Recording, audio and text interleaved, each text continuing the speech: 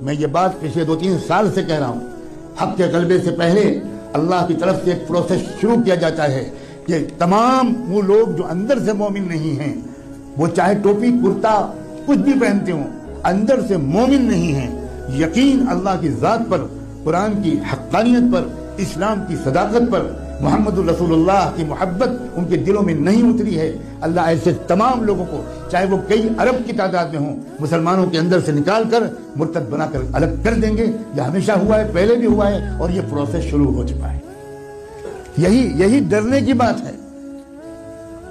بالکل قسم کھا کے کہتا ہوں، سینکڑوں آیتوں کا خلاصہ پیش کر رہا ہوں، اللہ کان پکڑ کے نکال دیں گے اس شخص کو جو اندر سے کچھ اور باہر سے کچھ ہوگا۔ آخر میں تھوڑے سے لوگ پکے اہل ایمان رہیں گے، ان کے ذریعے سے اسلام کا جھنڈا لہرائے گا، ان کے ذریعے سے حق کا غلبہ ہوگا۔ یہ سب حدیثوں میں آیا ہے، یہ سب قرآن مجید کی 20 آیتوں میں ہے۔